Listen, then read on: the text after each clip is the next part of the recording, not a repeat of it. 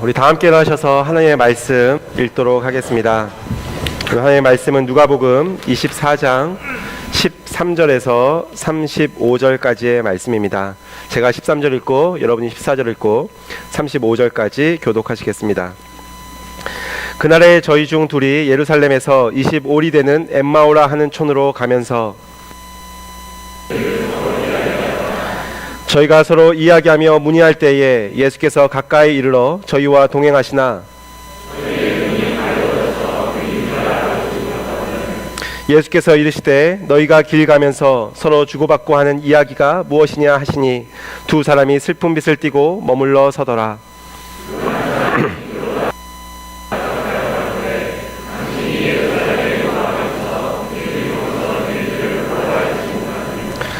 가라스되 무슨 일이뇨? 가로되 나사렛 예수의 일이니 그는 하나님과 모든 백성 앞에서 말과 일에 능하신 선지자여늘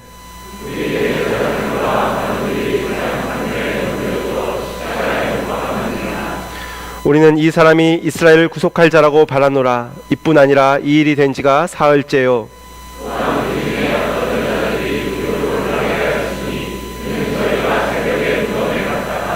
그의 시체는 보지 못하고 와서 그가 살으셨다 하는 천사들의 나타남을 보았다 함이라.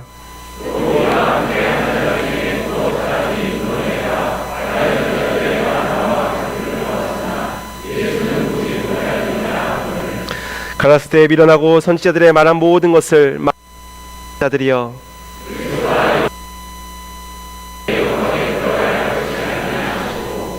이에 모세와 및 모든 선지자의 글로 한 것을 자세히 설명하시니라.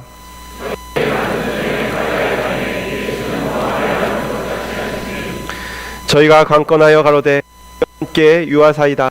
때가 머물어 날이 이미 기울었나이다 하니 이에 저희와 함께 유하러 들어가시니라.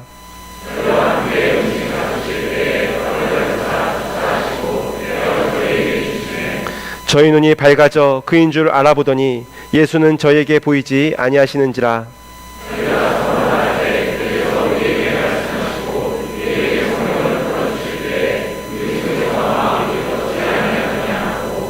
곧 그 시로 일어나 예루살렘에 돌아가 보니 11 사도와 및 그와 함께한 자들이 모여 있어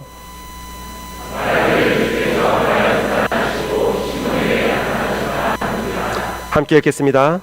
두 사람도 길에서 된 일과 예수께서 떡을 떼심으로 자기들에게 알려주신 것을 말하더라.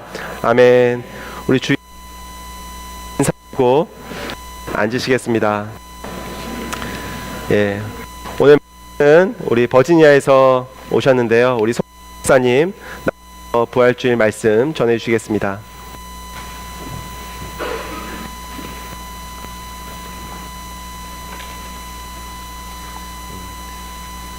은혜로운 침례식과 또 은혜로운 찬양 뒤에 설교하기가 참 부담스럽습니다. 그래도 여러분들 마음문 열어주시고 하나님의 음성 함께 들으시기를 부탁드립니다. 잠시 기도하겠습니다. 사랑과 은혜가 충만하신 아버지 하나님, 이 시간 주님의 음성을 듣기를 원합니다. 부족한 사람의 말이 아니라 그리스도의 십자가만이 드러날 수 있는 귀한 시간 주님이 만들어주시고 또 주님의 말씀 가운데 우리가 아멘으로 화답할 수 있도록 인도하여 주시옵소서. 주님, 부활하신 주님을 찬양합니다. 부활의 믿음을 갖고 부활을 살 수 있는 그리스도인 될 수 있도록 주여 인도하여 주시옵소서. 주님 감사합니다. 예수님의 이름으로 기도드렸사옵나이다. 아멘.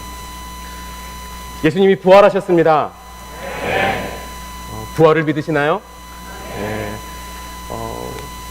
많은 분들이 아멘으로 화답하셨지만 우리는 믿는다고 하면서 때로는 이 믿음에 합당한 행동을 하지 못할 때가 있습니다.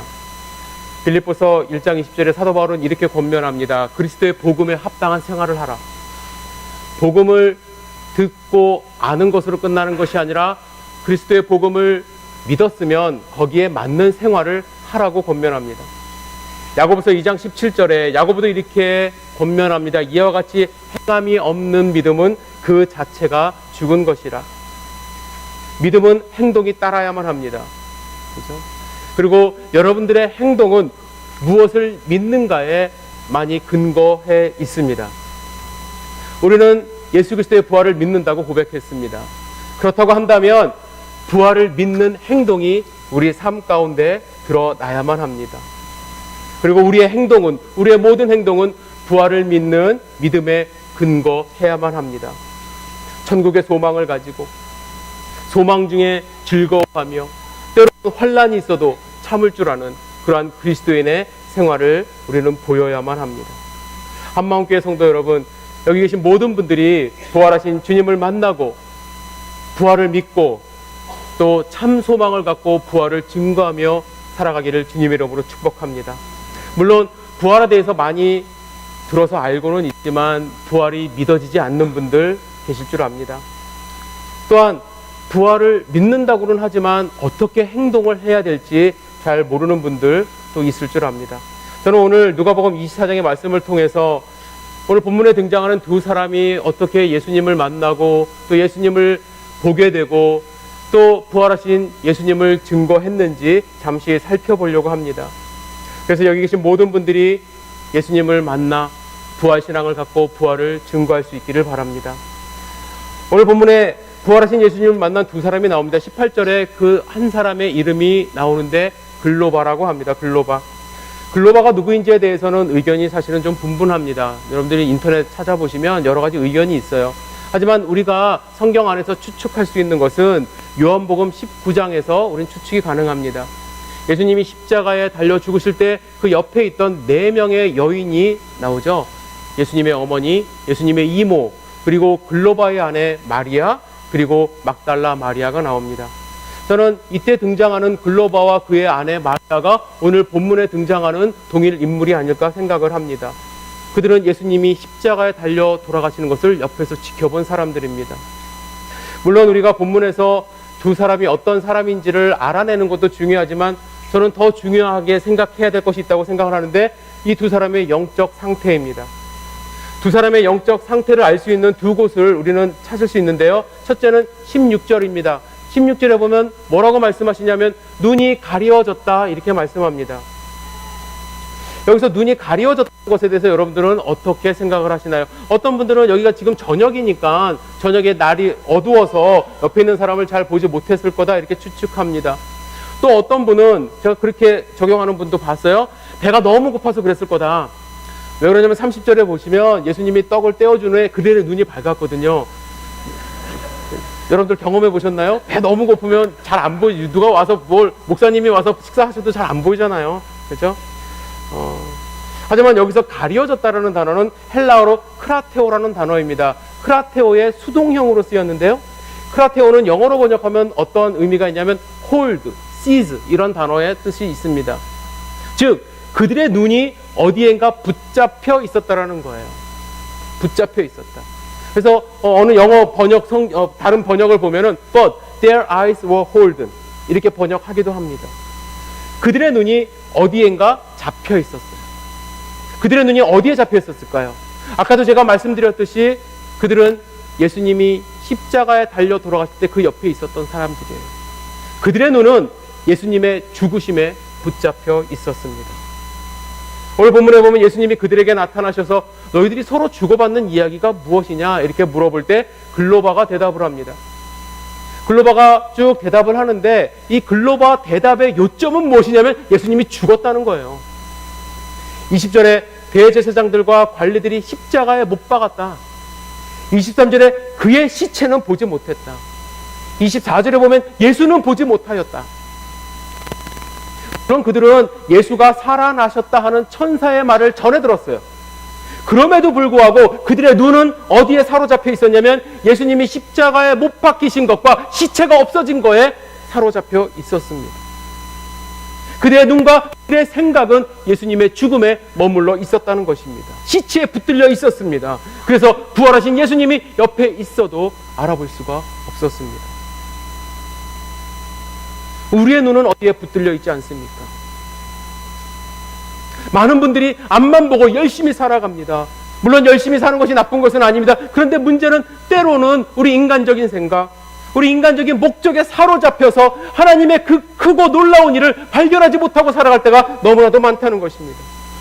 마치 경주하는 말이 눈 가리개를 하고 옆은 전혀 보지 못하게 눈은 고정시켜 앞만 보고 달려가게 한 것처럼 고정된 생각, 고정된 습관, 고정된 가치관에 사로잡혀 부활하신 예수님을 보지 못하는 경우가 우리 주변에도 많이 있습니다.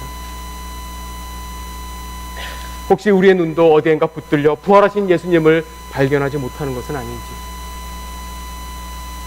두 번째, 그들의 영적 상태를 발견할 수 있는 것은 17절입니다. 17절 하반부에 보면 그들이 슬픔에 잠겨 있었다 이렇게 이야기를 합니다.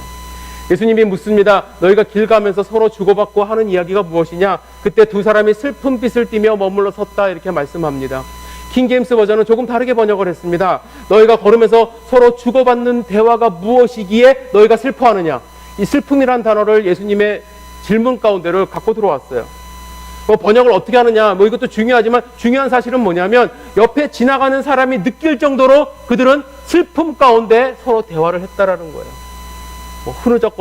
훌쩍거렸든지 아니면 정말 낯빛이 어두웠던지 그들은 슬픔 가운데 있어요. 여러분, 그들이 슬퍼했던 이유가 무엇인지 아십니까? 물론 그들이 따라다니던 예수님이 정말 잔인하게 비참하게 십자가에 죽는 모습을 봤기 때문에 그들은 슬픔 가운데 있을 수밖에 없었습니다. 하지만 더 슬펐던 근본적인 이유가 있습니다. 그것은 뭐냐면 그들에게 소망이 사라졌기 때문에 그렇습니다. 21절에 보면 그들이 바라는 것이 있었습니다. 그들은 예수님을 이 사람이 이스라엘을 속량할 자라고 바랐노라 이렇게 얘기합니다. We had hope. 우리가 소망하는 것이 있었습니다. 이렇게 그들은 이야기합니다. 예수님은 그들의 소망이었습니다.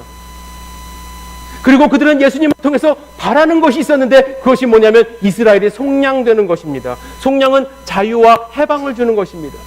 그들은 로마의 식민지였기 때문에 경제적으로 정치적으로 자유함이 없었습니다. 두 사람은 예수님을 통해서 자유함을 기대했던 것입니다. 그런데 그렇게 기대했던 예수가 그들이 보는 눈앞에서 십자가에 못 박혀 죽은 것입니다. 그들이 바라고 쫓았던 그분이 십자가 처형을 당한 것입니다. 그들은 당연히 슬퍼할 수밖에 없었습니다. 여러분들 소망이 없어져 본 적 있나요? 정말 바라던 것이 눈앞에서 사라져 본 적 있나요? 그들이 슬퍼할 수밖에 없었던 이유는 예수님의 죽음을 통해서 소망이 사라졌기 때문입니다. 그들의 눈은 예수님의 죽음에 붙들려 부활하신 예수님을 바라보지는 못하는 상황이었고 그들의 마음은 슬픈 마음으로 지금 엠마오로 가고 있습니다. 여러분들에게 질문하고 싶습니다. 여러분들은 지금 혹시 엠마오로 가고 있는 것은 아닌지요? 교회 출석도 잘하고 헌신하고 봉사하고 훈련도 받습니다. 신앙생활 누구보다도 열심히 하지만 여전히 내 마음 한구석은 어둡고 여전히 내 마음 가운데 슬픔이 있고 내 삶이 나아지지 않는 내 자신을 발견할 때가 있습니다. 머나먼 미국에 와서 열심히 살고 어느 정도 자리를 찾고 미래에 대한 소망이 있는 줄 알았는데 여전히 어두움을 헤매는 것 같고 여전히 소망 없는 불안한 마음으로 하루하루를 살아가는 엠마오로 내려가는 분 이 자리에 없는지요? 저는 부활절 이 아침 우리 가운데 단 한 분이라도 소망 잃는 슬픈 마음으로 엠마오로 내려가지 않기를 주님의 이름으로 축복합니다. 혹시 우리 가운데 한 분이라도 지금 슬픔 가운데 엠마오로 내려가고 있는 상황이라고 한다면 오늘 그 길이 변화되기를 주님의 이름으로 축복합니다. 오늘 본문이 우리에게 희망적인 사실 하나를 제공합니다. 어떤 사실이냐면 소망 없는 그들에게, 슬픔 가운데 있는 그들에게 예수님이 찾아오신 겁니다. 예수님이 찾아오셨어요. 여러분들 오늘 본문을 묵상하시면서 나중에 또 묵상하시면서 예수님이 하신 일을 보십시오. 먼저 15절에 보면 예수님께서 가까이 이르러 그들과 동행하셨다 말씀합니다. 동행하셨다. 여러분, 예수님은 먼 곳에 계신 분이 아닙니다. 예수님은 우리와 동행하시는 분입니다.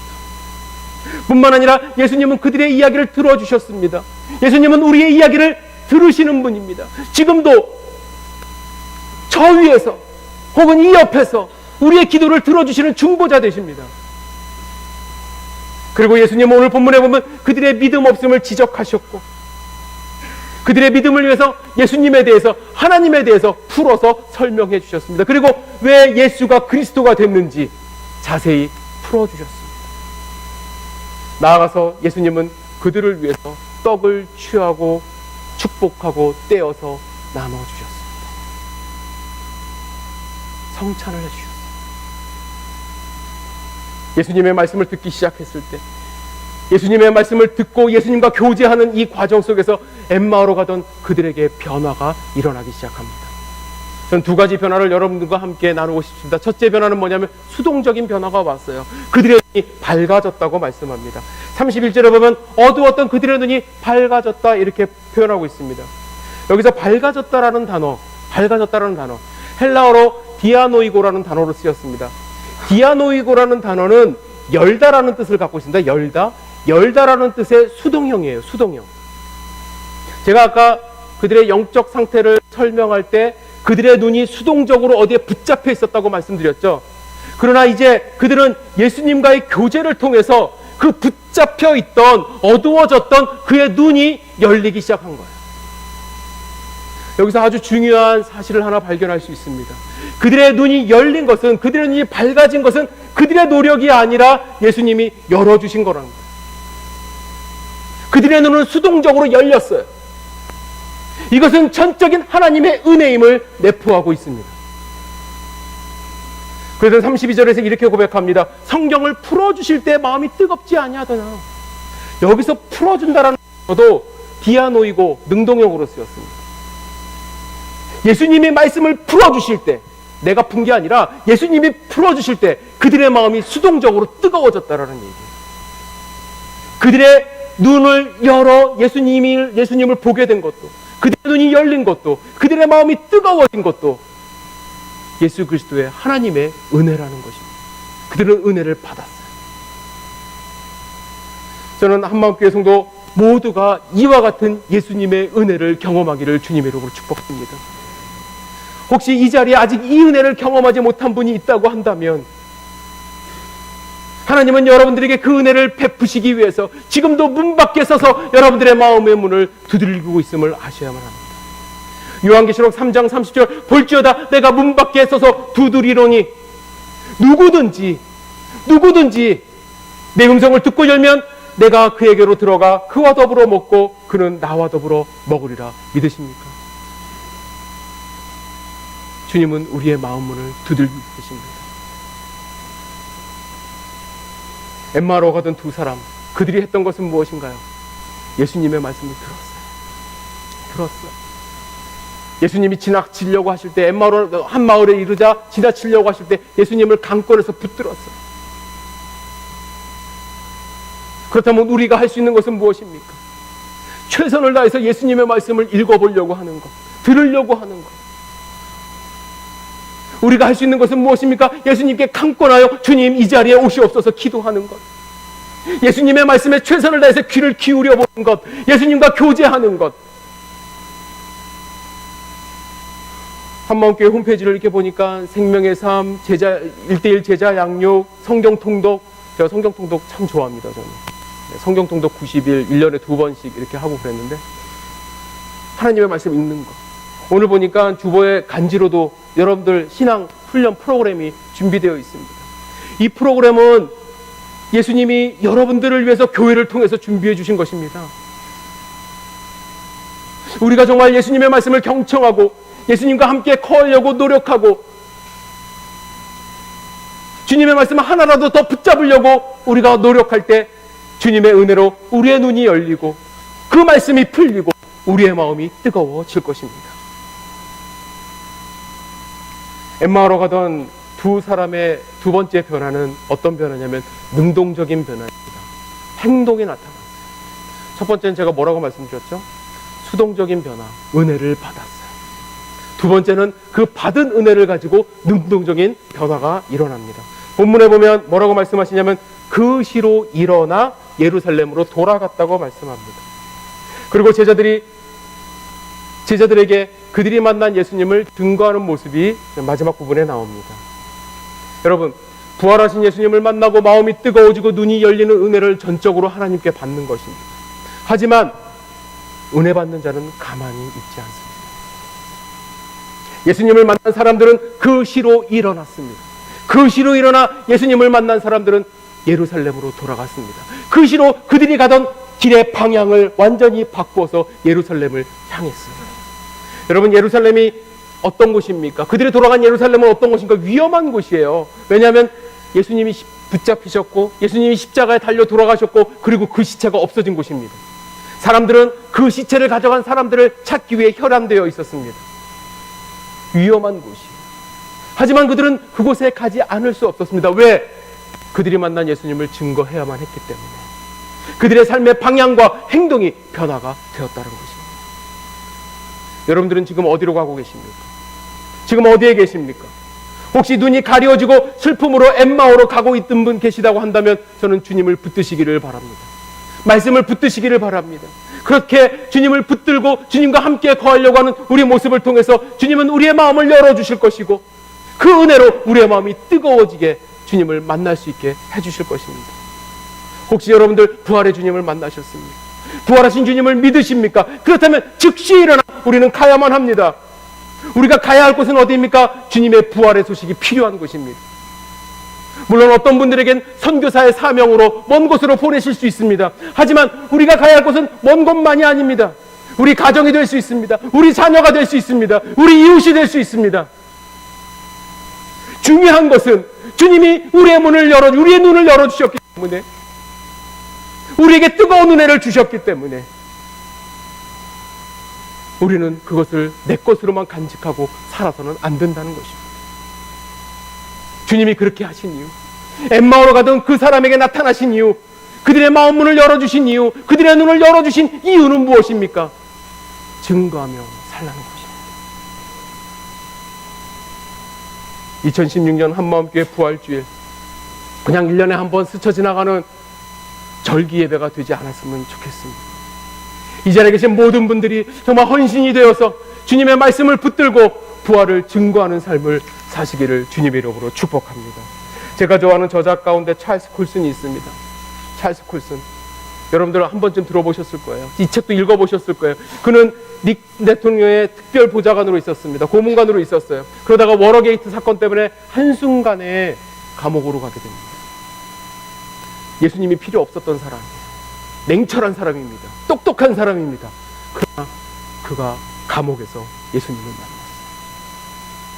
부활하신 주님을 만나고 부활하신 주님의 사랑을 경험하게 된 그가 한 일은 무엇이냐면 죄수들을 돌보는 거예요. 그 은혜를 받고 보니까 그는 가만히 있을 수가 없다 해서 남은 평생토록 감옥에서 나와서도 교도소 사역을 하다가 그는 하나님의 부르심을 받았습니다. 저는 예수님이 여러분들에게 부활의 믿음을 주신 이유가 각자에게 다 있다고 생각합니다. 그 이유를 오늘 곰곰이 생각해 보시고 나는 누구에게 나의 믿음을 증거할 것인가 다시 한번 고민해 보시고 실천하시기를 주님의 이름으로 부탁드립니다. 오늘 설교 제목이 부활을 살라입니다. 부활을 살라, 좀 명령어 같고 좀 반말하는 것 같아서 좀 죄송한데요. 설교 제목 이렇게 잘 안 짓는데 보통은. 이 부활을 살라라는 제목은 유진 피터슨의 Practice Resurrection이라는 책을 한국말로 번역한 책 제목입니다. 5년 전에 부활절 설교를 준비하다가 어떤 말씀으로 매 이렇게 절기 예배 설교가 사실은 쉽지 않아요. 그죠? 이 주제는 똑같은데 다른 설교를 해야 되기 때문에 고민하다가 서점에 갔을 때 한국말로 번역된 책 내용은 처음부터 보지는 않았지만 이 제목에 제 눈이 꽂혔습니다. 부활을 살라. 뒤통수를 맞는 것 같았어요. 부활을 살라는 명령은 저에게 주시는 명령이었습니다. 나는 부활을 믿고 있는데 과연 믿는 사람으로 살고 있는가? 나는 부활하신 예수 그리스도를 정말 증거하면서도 살고 있는데 나의 하루하루는 부활을 살고 있는가? 그 이후로 저는 부활절 설교 본문은 다를 수 있지만 제목은 부활을 살라 이렇게 정했습니다. 여러분들에게 동일한 마음으로 오늘 설교 준비했습니다. 여러분, 부활을 사시기를 주님의 이름으로 축복합니다.